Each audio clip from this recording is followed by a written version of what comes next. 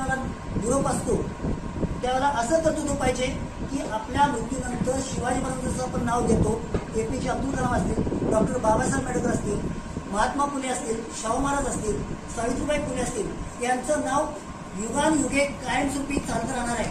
आणि अशा पद्धतीचं आपलंही नाव व्हायचं असेल तर त्यासाठी आपल्याला आतापासून आपल्याला प्रयत्न करावे लागतील. हे प्रयत्न करत असताना आयुष्यामध्ये अनेक अडचणी तुम्हाला येणार आहेत, अनेक संकट येणार आहेत, पण या संकटावरती मात करून आपण आपल्या जे आपण ध्येय स्वीकारलेलं आहे किंवा स्वीकारणार आहे, आपल्याला काय बनायचं आहे हे आतापासून ठरवायला पाहिजे. जर ठरवलं नसेल तर, आणि जर ठरवलं असेल तर त्या दृष्टिकोनातून आपली वाटचाल पाहिजे. यासाठी मात्र मोबाईल, TV हे फक्त 15 मिनिट एक थोडंसं मेंदूला शांतता म्हणून वापरायचं, पण जास्तीत जास्त प्रमाणामध्ये खेळ खेळायचे.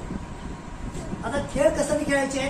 तर समजा तुम्ही डॉक्टर झालात आणि डॉक्टर झाल्यानंतर जर ऑपरेशन करण्यासाठी आपले पाय जर कमकुवत असतील, पायावरती उभा राहत नसेल, तर आपल्या त्या बुद्धीचा काहीच उपयोग होत नाही.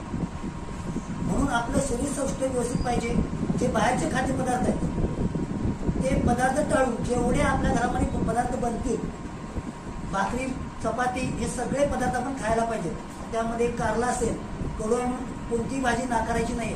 हे हा पदार्थ आवडतोय म्हणून हा विषय डोक्यात मांडायचा नाही. आणि आपल्याला जे आपण ध्येय आपण गाठणार आहे, जे स्वप्न आपण बाळगणार आहे, आणि ते स्वप्न आपल्या समोर भिंतीवरती लावायचं, एक पोस्टर लावायचं. एक डॉक्टर मिस्टर असेल, तुम्ही डॉक्टर बनला असाल, एक जिल्हाधिकारी असेल, तुम्ही लिहायचं आहे आणि त्यानुसार आपली वाटचाल करायची आहे. आणि ही वाटचाल करत असताना आता जर तुम्ही अभ्यास कमी प्रमाणात करत असाल तर 10वी मध्ये किमान तुमचा 6 तास अभ्यास पाहिजे. जेव्हा तुम्ही 11वी-12वीला जाल तेव्हा तुमचा अभ्यास 8 तास पाहिजे. आणि जेव्हा तुम्ही नीट, CET, JEE करणार आहात त्यावेळेला मात्र 12 ते 16 तास अभ्यास पाहिजे. डॉक्टर बाबासाहेब आंबेडकर फक्त 8 तास इतर जे झोप असेल यासाठी वापरायचे आणि 16 तास अभ्यास करायचे. परिस्थिती आपल्याला आड येत नाही.